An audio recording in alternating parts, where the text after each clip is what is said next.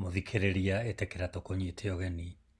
Ĩno nĩ thukuru ya Thabatũ ĩrĩa tũcemanagia o kiumia o kiumia gũthoma kĩrĩkanĩro na kwĩruta ũhoro wa Ngai. Na thĩinĩ wa mĩeri ĩno ĩtatũ, mweri wa July, August na September mwaka ũyũ wa 2023, tũrathoma ũhoro wa Aefeso. Andũ a Efeso. Ĩno nĩ lesoni ya gatandatũ ĩkoniĩ ibuku rĩa Efeso, ũrĩa tũngĩrũmĩrĩra Jesũ hĩndĩ ya magerio. Lesoni ĩno kĩongo kĩayo nĩ hitho ya ũhoro ũrĩa mwega, nĩyo ĩroima July 29 o nginya mũthenya wa August kana mweri wa ĩnana mweri 4. Ataũri na athomi aku na no atabarĩri nĩ Kamũra wa Mũrĩu na Mũratha wa Mũgane. Nĩtũcokie ngatho Ngai ithe witũ, ithe wa Mwathani witũ Jesũ Kristo.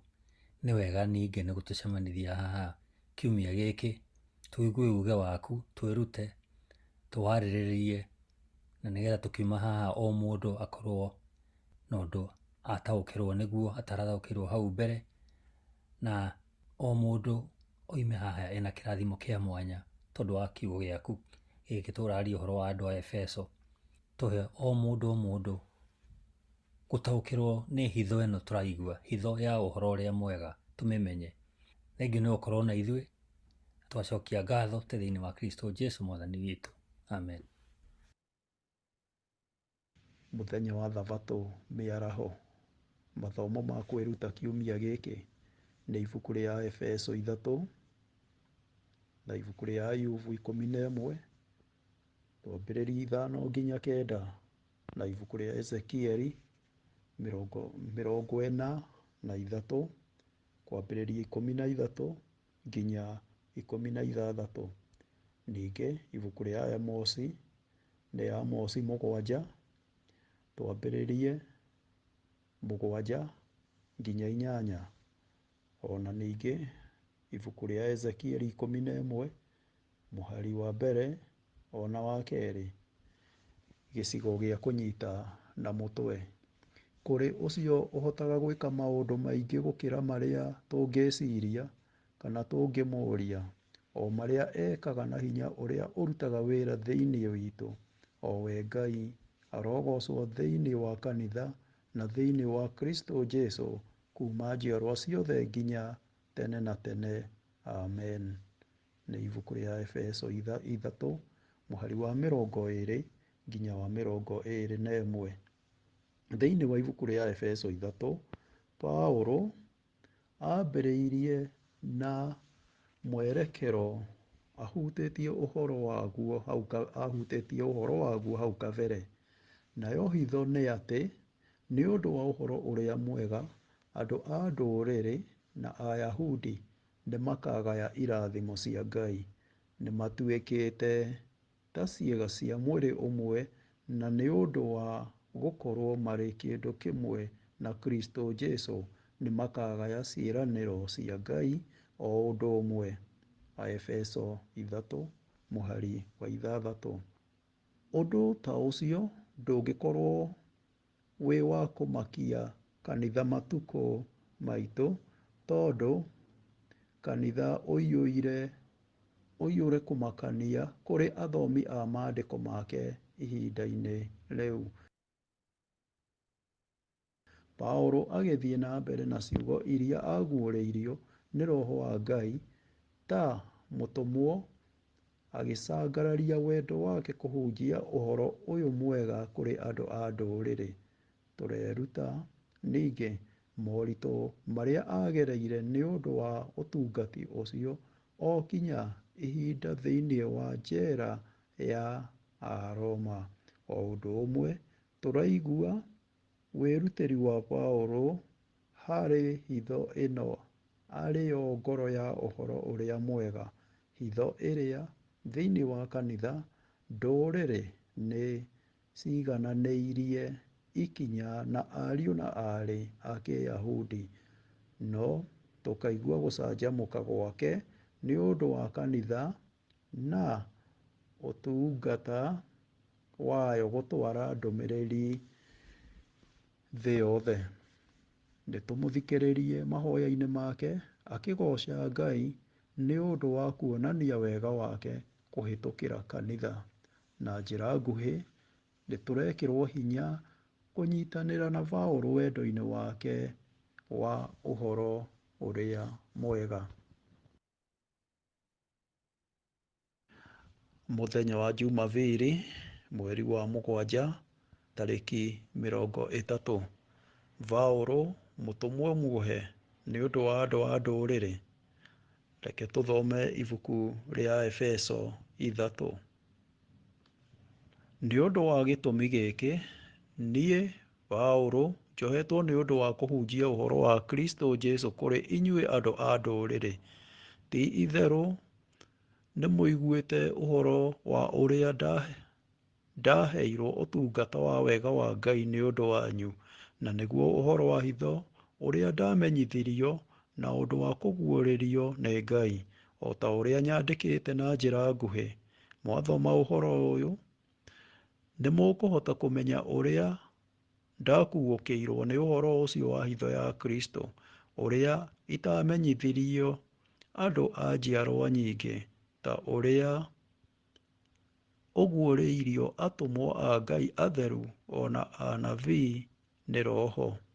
Naguo mũbango wa Ngai nĩ atĩ andũ a ndũrĩrĩ nĩ matuĩkĩte agai hamwe na andũ a Isiraeli, na nĩ matuĩkĩte ciĩga cia mwĩrĩ ũmwe, na makagwatanĩra thĩinĩ wa kĩĩranĩro gĩa Kristo Jesũ nĩ ũndũ wa kũhunjĩrio ũhoro ũrĩa mwega. Ndatuĩkire ndungata ya ũhoro ũcio mwega nĩ ũndũ wa kĩheo kĩrĩa ndaheirwo kĩa wega wa Ngai, hotithĩtio nĩ hinya wake. O na gũtuĩka nĩ niĩ mũnini mũno harĩ andũ a Ngai othe, nĩ ndaheirwo wega ũcio nĩguo hunjagĩrie andũ a ndũrĩrĩ ũtonga wa Kristo ũrĩa ũtangĩmenyeka ũrĩa ũigana, na ndaũragĩre andũ othe ũhoro wa hitho ĩno ĩrĩa ĩtũire ĩhithĩtwo kuuma o tene thĩinĩ wa Ngai, o we wombire indo ciothe. Itua rĩake rĩarĩ atĩ, na ũndũ wa kanitha, ũũgĩ wa Ngai ũrĩa wa mĩthemba mĩingĩ ũmenyithanio kũrĩ aathani na kũrĩ arĩa marĩ na ũhoti kũu igũrũ, kũringana na ũrĩa atũire atanyĩte gwĩka kuuma o tene, na ũrĩa ahingirie arĩ thĩinĩ wa Kristo Jesũ Mwathani witũ. Na ithuĩ, nĩ ũndũ wa gũkorwo tũrĩ thĩinĩ wake, na nĩ ũndũ wa gwĩtĩkia, no tũthengerere Ngai tũrĩ na ũũmĩrĩru na tũtarĩ na guoya. Nĩ ũndũ ũcio, nĩ ngũmũthaitha mũtikoorwo nĩ hinya tondũ wa mĩnyamaro ĩrĩa ndĩranyariirwo nayo nĩ ũndũ wanyu, tondũ nĩyo riiri wanyu. Ũndũ ũcio nĩguo ũtũmaga ndurie ndu ndĩ mbere ya Ithe witũ, o we ũrĩa andũ othe a nyũmba yake, arĩa marĩ igũrũ na arĩa marĩ gũkũ thĩ, metanagio nake.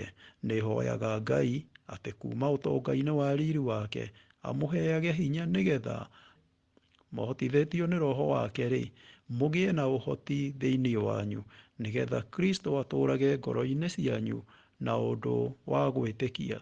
Na ningĩ nĩhoyaga atĩ inyuĩ mũhaandwo nĩguo mũgĩe na mĩri na mwĩkindĩre thĩinĩ wa wendani, nĩguo mũgĩe na hinya mũrĩ hamwe na andũ arĩa angĩ othe aamũre, na mũhotage kũmenya ũrĩa wendani wa Kristo waramĩte, na ũrĩa ũraihĩte na igũrũ, na ũrĩa ũrikĩte na thĩ, o na mũmenye wendani ũcio ũkĩrĩte ũmenyo wothe, nĩguo mũiyũrĩrĩrwo nĩ ũiyũru wothe wa Ngai.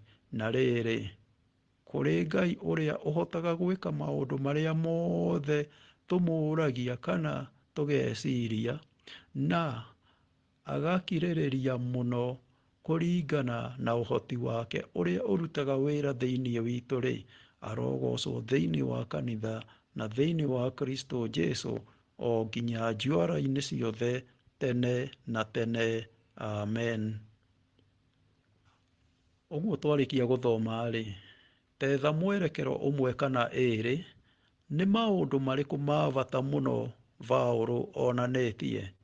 Thĩinĩ wa Efeso 3, Paũlũ onanĩtie mwako wa kũgegania.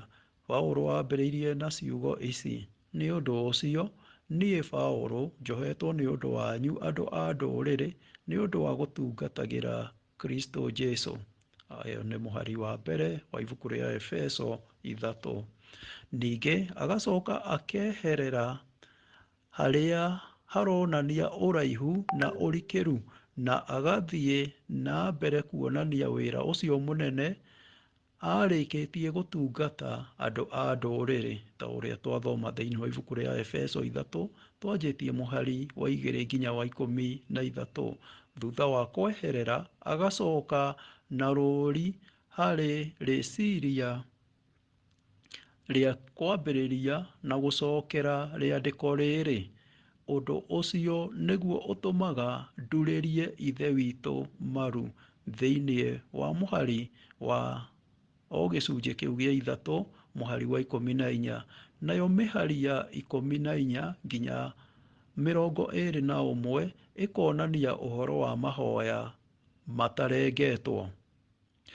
Paũlũ thĩinĩ wa ibuku rĩa Efeso areĩta ta muohwo wa Jesũ Kristo, akonania atĩ ona angĩkorwo thĩinĩ wa njera ya Aroma na nĩ mũgwate rungu rwa wathani kana wathani wa ũthamaki wa Aroma, hena gĩtũmi kĩrikĩru kĩna ũngai kĩraruta wĩra thĩinĩ wa mũtũrĩre wake. We ti muohwo wa Aroma, no nĩ muohwo wa Jesũ Kristo. Tareke tũrore thĩinĩ wa ibuku rĩa Efeso 4.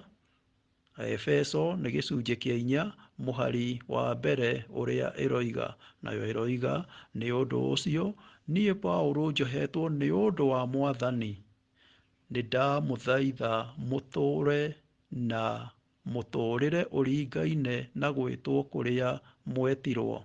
Ũcio nĩ Paũlũ. Kwoguo nĩ ndamũthaitha, niĩ njohetwo nĩ ũndũ wa Mwathani.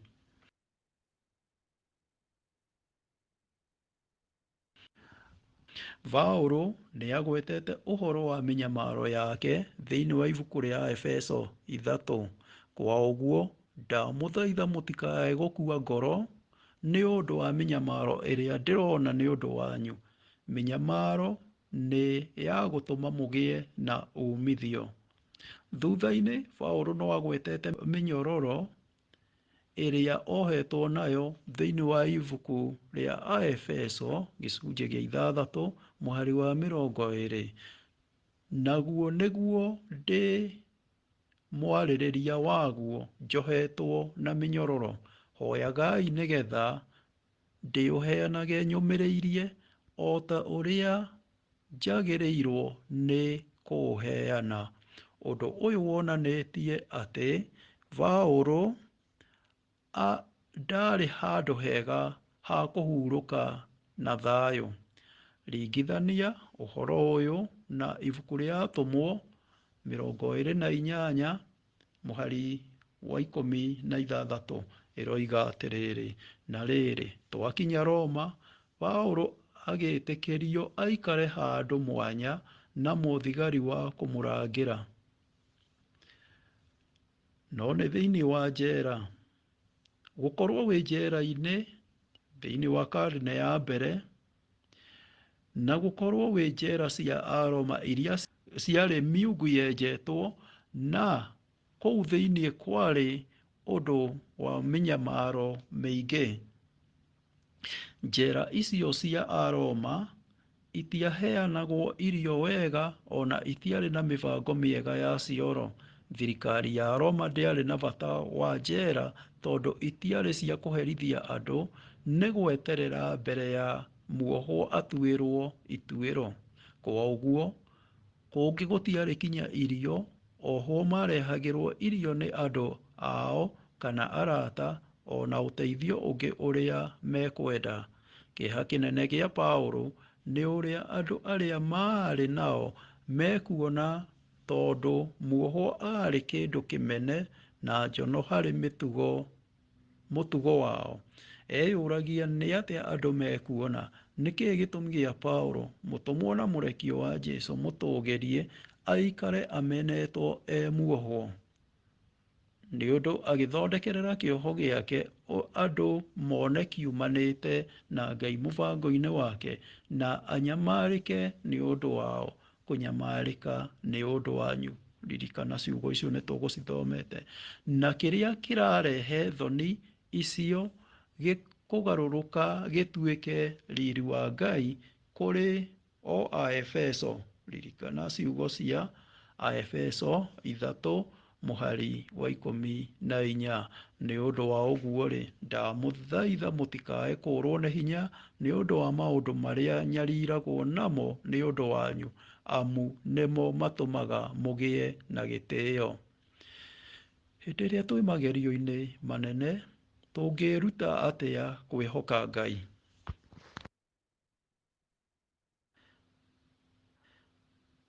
Mũthenya wa Jumatatũ, tarĩki 31 mweri nĩ wa Julai kana wa 7, hitho ya ũhoro ũrĩa mwega ĩrĩa ĩkoretwo ĩhithĩtwo ihinda iraya.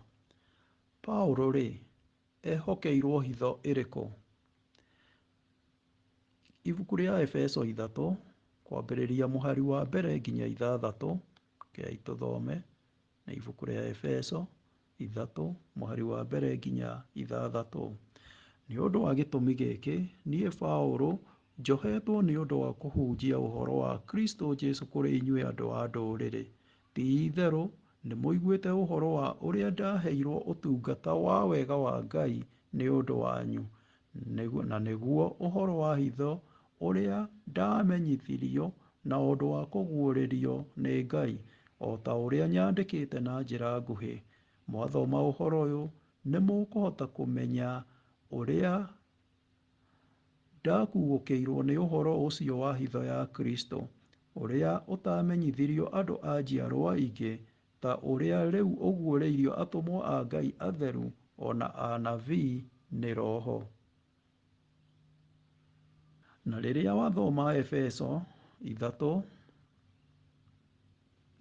mũhari wa mbere nginya 16, nĩ tũgũthiĩ na mbere kuma 6 nginya 16, nĩ he maũndũ tũkuona mekwĩyumĩria.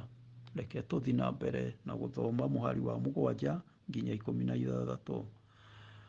Ndatuĩkire ndungata ya ũhoro ũcio mwega nĩ ũndũ wa kĩheo kĩrĩa ndaheirwo kĩa wega wa Ngai, hotithĩtio nĩ hinya wake, ona gũtuĩka nĩ niĩ mũnini mũno harĩ andũ a Ngai othe. Nĩ ndaheirwo wega ũcio nĩguo hunjagĩrie andũ a ndũrĩrĩ ũtonga wa Kristo ũrĩa ũtangĩmenyeka ũrĩa ũigana, na ndaũragĩre andũ othe ũhoro wa hitho ĩno ĩrĩa ĩtũire ĩhithĩtwo kuma o tene thĩinĩ wa Ngai, o we wombire indo ciothe. Itua rĩake rĩarĩ atĩ, na ũndũ wa kanitha, ũũgĩ wa Ngai ũrĩa wa mĩthemba mĩingĩ ũmenyithanio kũrĩ aathani na kũrĩ arĩa marĩ na ũhoti kũu igũrũ, kũringana na ũrĩa atũire atanyĩte gwĩka kuma o tene, na ũrĩa ahingirie arĩ thĩinĩ wa Kristo Jesũ Mwathani witũ. Na ithuĩ nĩ ũndũ wa gũkorwo tũrĩ thĩinĩ wake, na nĩ ũndũ wa gwĩtĩkia, no tũthengerere Ngai tũrĩ na ũmĩrĩru na tũtarĩ na guoya. Nĩ ũndũ ũcio nĩ ngũmũthaitha mũtikorwo nĩ hinya tondũ wa mĩnyamaro ĩrĩa ndĩranyarirwo nayo nĩ ũndũ wanyu, tondũ nĩyo riri wanyu. Ũndũ ũcio nĩguo ũtũmaga ndurie ndu ndĩ mbere ya Ithe witũ, o we ũrĩa andũ othe a nyũmba yake, arĩa marĩ igũrũ na arĩa marĩ gũkũ thĩ metanĩtio nake. Ndĩhoyaga Ngai atĩ kuma ũtonga-inĩ wa riri wake amũheage hinya, nĩgetha mũhotithĩtio nĩ Roho wake-rĩ, mũgĩe na ũhoti thĩinĩ wanyu. Maũndũ maya nĩmo ũgũkora thĩinĩ wa icunjĩ icio twathoma. Mbere, andũ a ndũrĩrĩ arĩa metĩkĩtie thĩinĩ wa kanitha wa Efeso nĩo Paulo andĩkĩire. gĩcunjĩ gĩa ithatũ mũhari wa mbere. Kerĩ, Paũlũ eranĩte atĩ nĩ aamũkĩrire kĩndũ gĩtagwo ũramati wa wega wa Ngai nĩ ũndũ wa andũ a ndũrĩrĩ arĩa metĩkĩtie. Aefeso gĩcunjĩ gĩa ithatũ mũhari wa kerĩ. Ũramati ũcio nĩguo ndũmĩrĩri Paũlũ atũmĩtwo kũhunjĩria andũ a ndũrĩrĩ. Ningĩ no tũringithanie na mũhari wa mũgwanja ona wa inyanya. Naguo ũhoro ũcio nĩguo ndatuirwo ndungata yaguo nĩ ũndũ wa kĩheo kĩrĩa ndaheirwo kĩa wega wa Ngai, o ta ũrĩa ũhoti wake ũhotithagia. Ũndũ wa gatatũ nĩ atĩ Paũlũ augĩte atĩ he hitho aguũrĩirio. Ũndũ ũcio nĩ aandĩkĩte marũa-inĩ make. Ibuku rĩa Efeso 1 nĩ gĩcunjĩ kĩa mbere mũhari wa kenda na wa 10 ĩroiga atĩa: nake agĩtũmenyithia hitho ya wendi wake kũringana na ũrĩa onire arĩ wega, o ũrĩa atanyĩte gwĩka thĩinĩ wa Kristo, nĩguo ũkahingio rĩrĩa mahinda marĩa magĩrĩire magakinya, nĩguo acokanĩrĩrie indo ciothe iria irĩ igũrũ na iria irĩ gũkũ thĩ harĩ mũtongoria ũmwe, na nĩwe Kristo. Na agathi na mbere thĩinĩ wa ibuku rĩa Efeso 2, Efeso 2 twanjie mũhari wa 11 nginya 22. Ibuku nĩ ibuku rĩa Efeso gĩcunjĩ gĩa kerĩ kwambĩrĩria 11 nginya 22. Hakĩrĩ ũguo-rĩ, ririkanai atĩ tene inyuĩ arĩa mũrĩ andũ a ndũrĩrĩ na ũndũ wa gũciarwo, o inyuĩ mwĩtagwo andũ arĩa mataruaga, nĩ arĩa meĩtaga andũ arĩa maruaga. Kũrua kũu no ũndũ wĩkĩtwo mwĩrĩ na moko ma andũ. Ririkanai atĩ hĩndĩ ĩyo mwatũũrĩte mwamũranĩtio na Kristo, mwarĩ ageni na mũtiarĩ a gĩkundi kĩa andũ a Isiraeli, na ha ũhoro wa irĩkanĩro iria Ngai eranĩire, inyuĩ mũtiarĩ aho. Mwatũũraga gũkũ thĩ mũtarĩ na kĩĩrĩgĩrĩro na mũtarĩ na Ngai. No rĩu thĩinĩ wa Kristo Jesũ, inyuĩ arĩa hĩndĩ ĩmwe mwarĩ kũraya, rĩu nĩ mũreharehetwo hakuhĩ nĩ ũndũ wa thakame ya Kristo. Nĩ gũkorwo we mwene nĩwe thayũ witũ, o we watũmire ithuĩ twarĩ eerĩ tũtuĩke ũmwe, na agĩtharia rũirigo rwa rũmena rũrĩa rwatũgayanĩtie. Nĩ ũndũ nĩaninire watho hamwe na maathani maguo, ona irĩra ciaguo, na ũndũ wa kũruta mwĩrĩ wake. Agĩgĩka ũguo nĩgetha ombe thĩinĩ wake mwene mũndũ ũmwe mwerũ kuuma harĩ acio eerĩ, naguo ũndũ ũcio ũtũmĩte kũgĩe thayũ, na nĩgetha thĩinĩ wa mwĩrĩ ũcio ũmwe amaiguithanie na Ngai na ũndũ wa mũtharaba ũrĩa ahũthĩrire kũnina rũmena rwao. Kristo acokire akĩmũhunjĩria thayũ inyuĩ arĩa mwarĩ kũraya, ona thayũ kũrĩ arĩa marĩ hakuhĩ, na thĩinĩ wake ithuĩ na iruka icio cierĩ nĩtũkinyaga kũrĩ Ithe witũ na ũndũ wa Roho oro ũmwe.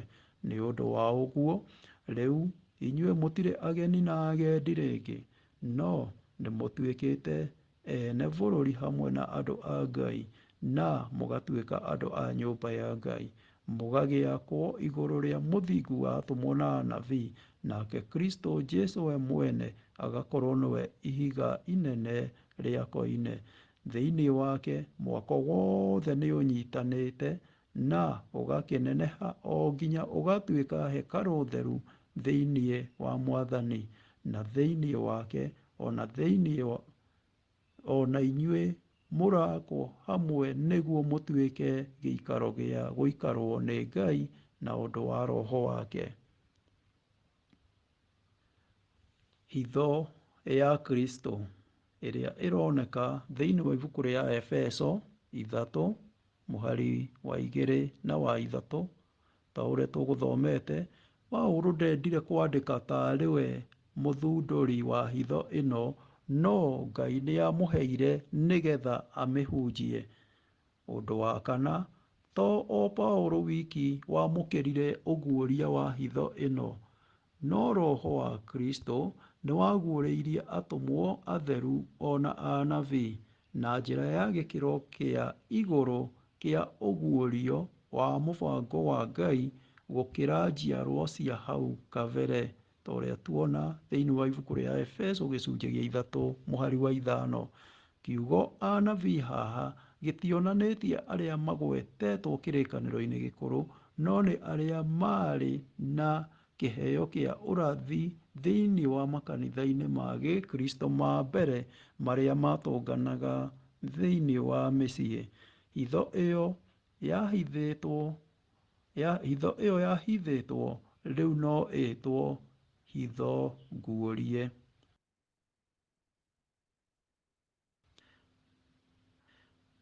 Kũrĩkĩrĩria, Paũlũ akiuga, naguo ũguũrio nĩ ũyũ, atĩ andũ a ndũrĩrĩ nĩmatuĩkĩte agai hamwe na ithuĩ, na ningĩ a mwĩrĩ ũmwe na ithuĩ magatuĩka a ngwatanĩro ĩmwe na ithuĩ ũhoro-inĩ ũrĩa mwega.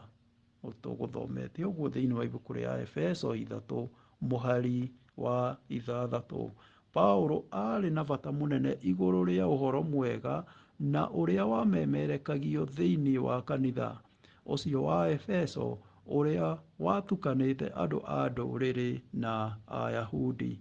Ndũrĩrĩ icio cierĩ nĩcio mahiga ma mwako wa ngwatanĩro njerũ ya Ngai, o mũndũ mwerũ na kanitha mwerũ ũtararĩ kuo kana ũtararĩ ho. Aefeso 2:14 ona nginya 16. Naguo ũroiga, amu nĩwe thayũ witũ, o we watũmire ithuĩ twarĩ erĩ tũtuĩke oro ũmwe, agĩgĩtharia rũhĩrĩgo rũrĩa rwatũhakanĩtie, naguo ũthũ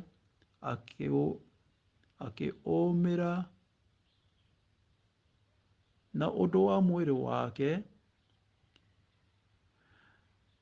Naguo ũguo nĩ ta kuuga atĩ nĩ aaninire watho ũrĩa wa maathani marĩa matuĩtwo, agĩka ũguo nĩgetha ombe thĩinĩ wake mwene mũndũ ũmwe mwerũ umĩte harĩ acio erĩ, na amaciarithanie ũguo, na ningĩ nĩgetha atũme matuĩke mwĩrĩ ũmwe, amaiguithanie na Ngai na ũndũ wa mũtharaba, tondũ wa ũrĩa aninĩte ũthũ naguo.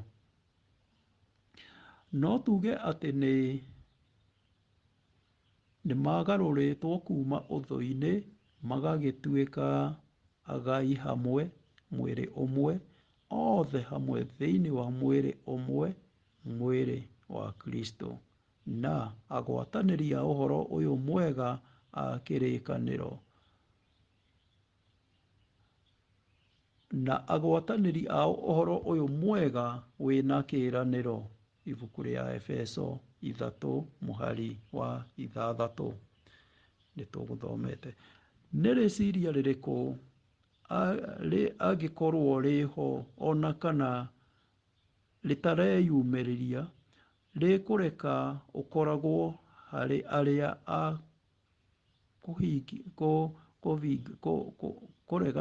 kũrega ndũrĩrĩ gũkorwo? Nĩ rĩciria rĩrĩkũ angĩkorwo rĩho ona kana rĩtareyumĩria rĩkũreka ũkoragwo harĩ arĩa kũhingĩrĩria ndũrĩrĩ gũkorwo cina ũrũmwe na arĩa angĩ, ta ũrĩa ũhoro ũrĩa mwega ũrutanĩte? Meciria ta macio ũngĩmathengia atĩa?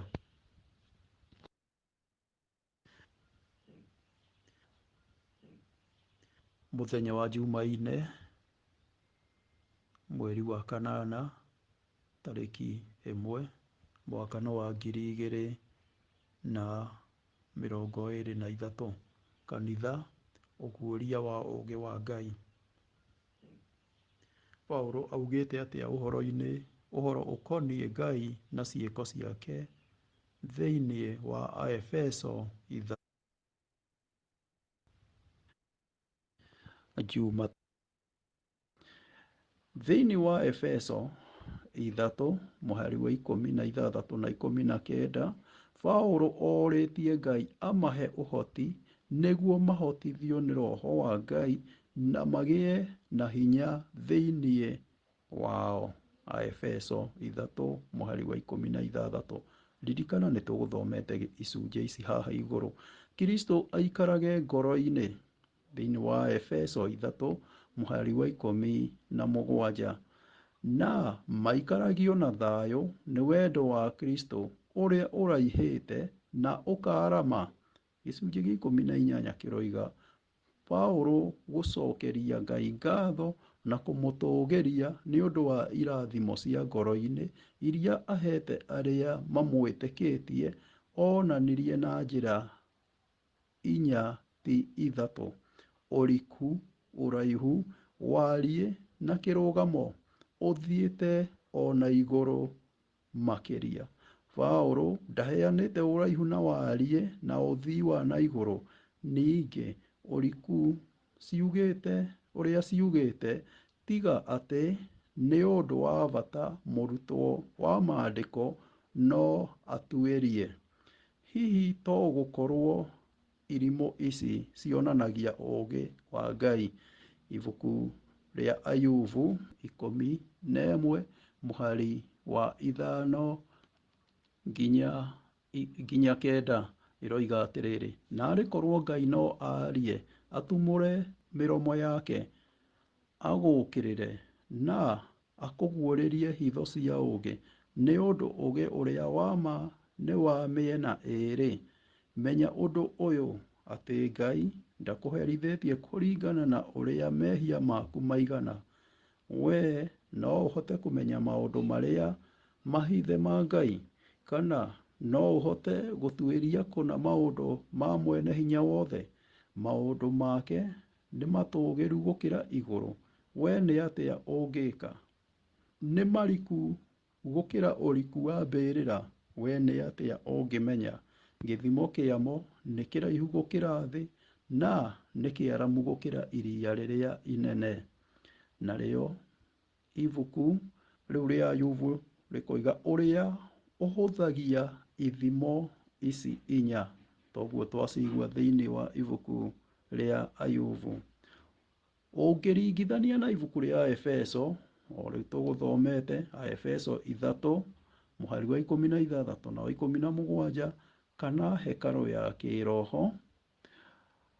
Thĩinĩ wa Efeso 2, nĩ tũkũingĩra thĩinĩ wa ibuku rĩa Efeso 2:19-20. Ibuku-inĩ rĩa Efeso, tũthiĩ thĩinĩ wa ibuku rĩa Efeso 2:19-20, nayo ĩroiga atĩrĩrĩ: "Nĩ ũndũ wa ũguo rĩu, inyuĩ mũtirĩ ageni na agendi rĩngĩ, no nĩ mũtuĩkĩte ene bũrũri hamwe na andũ a Ngai na mũgatuĩka andũ a nyũmba ya Ngai, mũgagĩakwo igũrũ rĩa mũthingi watũmwo na anabii, nake Kristo Jesũ we mwene agakorwo nĩwe ihiga rĩrĩa inene rĩa koine." Ũringithanĩtie ningĩ na ibuku rĩa Ezekieli, nĩ ibuku rĩa Ezekieli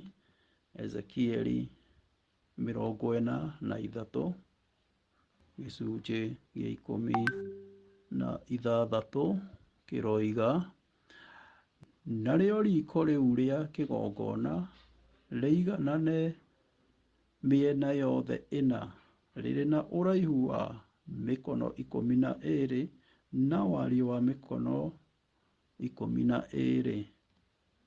Tũgĩthiĩ na mbere, tũrona iria itũmagĩra mĩena 4. Narĩo ibuku rĩa Amosi, o narĩo Amosi 7, ibuku nĩ rĩa Amosi 7:7 na 8, nayo ĩgathiĩ na mbere gũtwĩra ũhoro wa ithimi ici. Amosi 7:7 na 8 ĩroiga: "Ningĩ akĩnyonia ũũ: Mwathani arũgamĩte rũthingo-inĩ rwakĩtwo na rũgathimwo wega na kabirũ, nake akanyita rũrigi rwa kabirũ na guoko. Nake Jehova akĩnjũria atĩrĩrĩ, Amosi, nĩkĩ ũrona?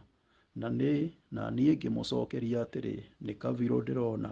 Ningĩ Jehova akĩnjĩra atĩrĩ, nĩ kabirũ ndĩracuria gatagatĩ ka andũ akwa a Isiraeli, ndigacoka kũmaiguĩra tha rĩngĩ. Tũgĩthiĩ na mbere tũrona ningĩ thĩinĩ wa ibuku rĩa Kũguũrĩrio na 11 mũhari wa mbere na wa kerĩ. Ibuku rĩa Kũguũrĩrio 11 mũhari wa mbere na wa kerĩ, naguo ũkoiga atĩrĩrĩ, ningĩ ngĩnengerwo mũrangi wa gũthima wahanaga ta rũthanju. Ngĩĩrwo atĩrĩ, thiĩ ũthime hekarũ ya Ngai na kĩgongona, na ũtare andũ arĩa marahoya Ngai kũu. No nja ya hekarũ ũtigane nayo, ndũkamĩthime, tondũ nĩĩhetwo andũ a ndũrĩrĩ. Nao nĩmakarangĩrĩria itũũra rĩu itheru ihinda rĩa mĩeri 42. Tũgĩthiĩ na mbere tũrona, nĩguo ũkuona atĩ mĩena ĩyo ĩna yonanagia ũriku na wendo wa Kristo, kũringana na ibuku rĩa Efeso 3 mũhari wa 19, kuuga mũhotithio kwĩgwatĩra. Efeso 3 mũhari wa 18 ĩna ciugo mũmenye wega wendo wa Kristo. Ũcio ningĩ wĩ thĩinĩ wa ibuku rĩa Efeso 3 mũhari wa 19 ũringithanĩtio na Aroma nĩ 8 mũhari wa 35 nginya 39, ĩrĩa yugaga, nũũ ũngĩtũthutũkania na wendo wa Kristo? Anga nĩ kuona thĩĩna, kana kwĩhĩrwo nĩ ruo, kana kũnyariirwo, kana ng'aragu, kana kwaga nguo, kana ũgwati, kana rũhiũ rwa njora? O ta ũrĩa handĩkĩtwo-rĩ, tũtindaga tũkĩũragwo mũthenya wothe nĩ ũndũ waku, tũtuagwo ta ng'ondu cia gũthĩnjwo.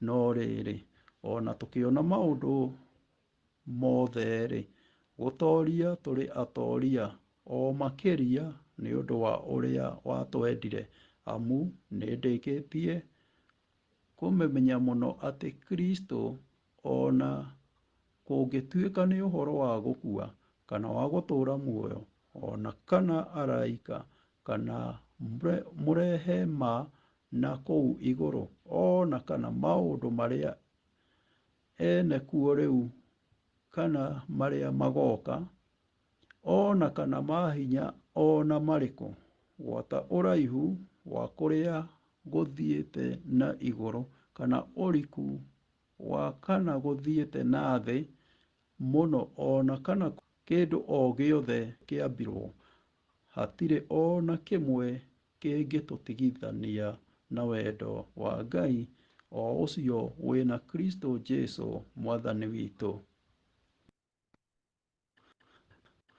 Mũthenya wa Aramithi, tarĩki 3 mweri wa kanana mwaka wa 2023. Riri thĩinĩ wa kanitha ona thĩinĩ wa Kristo Jesũ. Paũlũ arĩkĩtie ihoya rĩake na gũtũũgĩria Ngai. Nĩkĩĩ aratũũgĩria Ngai nĩ ũndũ wakĩo? Thĩinĩ wa ibuku rĩa Efeso 3 mũhari wa 20 na mũhari wa 21, kũrĩ ũcio ũhotaga gwĩka maũndũ maingĩ gũkĩra marĩa tũngĩciria kana tũngĩmũũria, o marĩa ekaga na hinya ũrĩa ũrutaga wĩra thĩinĩ witũ. O we Ngai arogocwo thĩinĩ wa kanitha na thĩinĩ wa Kristo Jesũ kuuma njiarwa ciothe nginya tene na tene. Ũndũ wa mbere, hau kabere, Paũlũ nĩ kwandĩka aandĩkaga mahoya ma arĩa metĩkĩtie, no rĩu ahoire na hinya rĩmwe kwa rĩmwe. Mahoya maya make ma mũthia matũtigaga na ciũria igĩrĩ. Kĩa mbere, ciugo icio cia mahoya macio nĩ gũtũgĩria ciatũgĩririe kanitha ũkĩiganania na Kristo. Riri kũrĩ kanitha na Jesu Kristo, nĩguo twathoma thĩinĩ wa Efeso 3 mũhari wa 21. Ona angĩkorwo Paũlũ nĩonanagia wendo mũnene harĩ kanitha wa Aefeso, Kristo nĩwe wakũrire kanitha na agatũũra ngoro-inĩ ciao. Thĩinĩ wa Efeso 3 mũhari wa 17, mahoya maya make ma mũthia nĩatũgĩrĩtie Ngai nĩ ũndũ wa ũhonokio ũrĩa onanĩtie harĩ kanitha kũhĩtũkĩra Kristo Jesũ. Ũndũ wa kerĩ, ciugo ici kuma njiarwa ciothe nginya tene na tene cionanagia ihinda rĩtarĩ mũthia gũkũ thĩ, ihinda rĩgũka na kanitha na gũcoka kwa Jesũ Kristo gũtarĩ kũrakinya. Aefeso yonanĩtie maũndũ maingĩ na ihinda rĩroka. Kwa ngerekano, Aefeso 4 mũhari wa 30, twĩrĩgĩrĩire mũthenya wa gũkũũrwo, ningĩ atĩ metĩkĩtie nĩmarĩonaga hinya wa Kristo ũtarĩ mũthia njiarwa-inĩ ciao ciothe, kũringana na ibuku rĩa Efeso 1 mũhari wa 21. Ihoya rĩu rĩa Paũlũ rĩagĩrĩirwo nĩ gũthomwo ta gũkũngũĩra kwa hinya wa Kristo kũrĩ arĩa mena wĩtĩkio ũtarĩ mũthia. Twacoka oho kũrora ihoya rĩa Paũlũ rĩu rĩa kerĩ thĩinĩ wa Efeso 3 mũhari wa 14 nginya 21, nĩtũkũrĩthomete hau igũrũ, ũkĩringithania na ihoya rĩrĩa thĩinĩ wa Aefeso 1 mũhari wa 15 na 23, Paũlũ onanĩtie hinya na ũmenyereri wa Ngai harĩ thĩ yothe. Aefeso 3 mũhari wa 14 na 15, gũkorwo kwa hakuhĩ kwa ũteithio wa Roho Mũtheru. Aefeso 3 mũhari wa 16, ũiguanĩri wa Kristo we mwene. Thĩinĩ wa Efeso 3 mũhari wa 17, na wendo wa Kristo ũtangĩthira kana ũthimwo. Thĩinĩ wa Efeso gĩcunjĩ gĩa 3 mũhari wa 18 na wa 19. Ũndũ ũyũ ũgatũma Paũlũ atarĩrie hĩndĩ ĩrĩa arĩa metĩkĩtie makaiyũrwo nĩ ũngai mũiyũru biũ. Aefeso 3 mũhari wa 19, na makũngũĩre ũhoro ũcio wa kĩroho mamakĩte nĩ kuona hinya mũingĩ wa Ngai ũrĩa ahete arĩa atheru. Aefeso 3 mũhari wa 20 nginya 21. Hĩndĩ ĩrĩa yothe twakorwo nĩ mathĩna, magerio ona nganja, nĩtwĩcũranagie ihoya rĩrĩ rĩa Paũlũ, mũtũmwo muohe korokoro-inĩ, oete cioneki citũ gũkinya harĩ Ngai. Muoroto na wega wa Ngai agatũririkania ona kũhana atĩa tũrĩ agwatanĩre na mũbango mũkinyanĩru wa Ngai. Thĩinĩ wa Efeso 1 mũhari wa 9 na wa 10, na hinya wake no ũrutaga wĩra thĩinĩ witũ. Nĩ irathimo irĩkũ cia ngoro ũhetwo nĩ Ngai? Geria gũthondeka iheo na kũmũtũgĩria nĩ ũndũ wa irathimo icio. Mũthenya wa Jumaa tarĩki 4 mweri wa kanana mwaka wa 2023, gũtarania makĩria warahũku wa kĩrĩu thĩinĩ wa ibuku The Great Controversy, iratathi rĩa magũrũ-inĩ nĩ 461 o nginya 478, nĩ rĩandĩkĩtwo nĩ Ellen G. White. Ũngĩringithania atĩa ũhotomu kana ũkuhĩ wa maũndũ maitũ na Kristo na ciĩranĩro iria ciĩ thĩinĩ wa Efeso 3:14-19, iria yonanĩtie ũkinyanĩru wa ũmenyi witũ harĩ Ngai ũrĩa we atũhete. Matu-inĩ matuonaga atĩa ithuĩ tũhetwo kamweke o gothe ga gũkũra wega-inĩ wa Ngai na tũkaheo ihinda na mweke wa gwĩka ũguo. Mũtũmwo Paũlũ ndatwandĩkĩire ciugo ici nĩgetha atũkenie kana atũhenie kana kwambararia kĩĩrĩgĩrĩro gitũ na thutha ũcio tũkue ngoro. Atwandĩkĩire atĩ no tũhote na no nginya tũtoorie nĩguo tũtuĩke a ũthamaki wa Ngai. Angĩkorwo tũrĩ na ũkunderu wa wĩtĩkio, tũngĩrutithanagia na Ngai wĩra atĩa? Tũrĩ na ũmenyo wa Kristo ta kĩheo na makĩria ũtaũku wa kĩĩroho harĩ maũndũ marĩa Ngai endete tũgĩe namo. Nĩma nĩtwĩtĩkĩtie Bibilia, nĩma nĩtwĩtĩkĩtie atĩ no tũgĩe na ũmenyi wa kũmenya Ngai ũrĩa ũtaarĩirio thĩinĩ wa mĩhari ĩno. Nĩtwĩtĩkĩtie kiugo o gĩothe kiumĩte kanua-inĩ ka Ngai. Nĩtwĩtĩkĩtie ciugo iria ciarutanirwo nĩ anabii na atũmwo a Jesũ Kristo ũrĩa wendekithĩtie ũtheri ũcio na irathimo, na atĩ nĩ thĩinĩ wake gũikaraga ũtonga wothe na ũiyũru. Nĩwĩtĩkĩtie Ngai ona mũriũ wake Jesũ Kristo. Rĩu nĩ ibuku rĩa Ellen G. White, The Advent Review and Sabbath Herald, October 1st, 1889. Ciũria cia ndeereti. Ringithania mahoya ma Paũlũ thĩinĩ wa ibuku rĩa Efeso 3:20-21 na mangĩ aandĩkĩte thĩinĩ wa Aroma 11:33-36, ona ningĩ thĩinĩ wa Aroma 16:25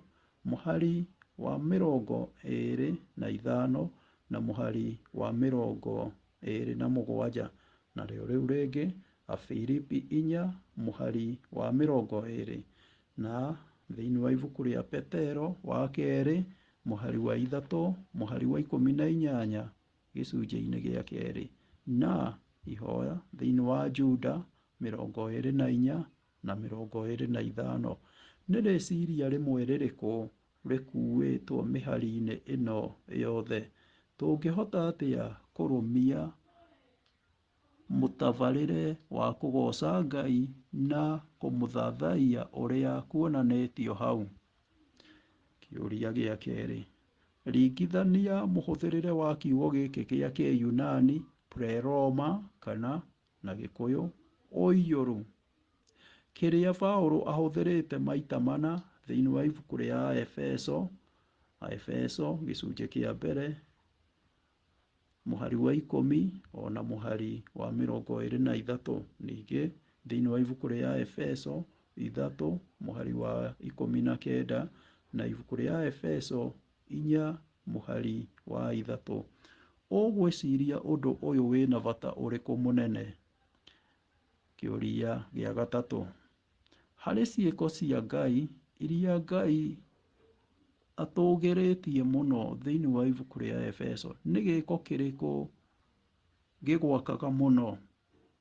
Kĩũria gĩa kana. Paũlũ arĩkĩtie nuthu wa ibuku rĩa Efeso o ta ũrĩa aambĩrĩirie thĩinĩ wa Efeso 1 mũhari wa 3-21, akĩhũthĩra rũthiomi rwa kũgatha Ngai ona kũhoya, atũgĩrĩtie hinya wa Ngai ũrĩa wonekaga thĩinĩ wa mũtũũrĩre wa arĩa metĩkĩtie na njĩra ya Kristo na Roho. Efeso ithatũ mũhari wa 16 nginya 21.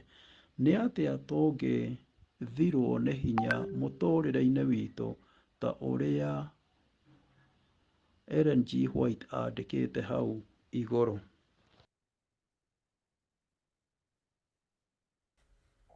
Mũthikĩrĩria, nĩ twakinya mũthia wa lesson ya kiumia gĩkĩ. Rathimwo nĩ Mwathani akũmenyerere na agwĩke wega. He rwĩmbo tũinaga rugaga atĩrĩrĩ: wĩ mũnogu na ũgatangĩka, thiĩ wĩre Jesũ mathĩna maku, nĩ ũcaragia ũthamaki wake, thiĩ wĩre Jesũ wiki, thiĩ wĩre Jesũ mathĩna maku, nĩ mũrata waku ki. Gũtirĩ na mũrata ta Jesũ, thiĩ wĩre Jesũ wiki. Ũngĩgĩa na kamweke no ũcarie rwĩmbo rũu ũrũine ũmũthĩ kana mũthenya ũngĩ.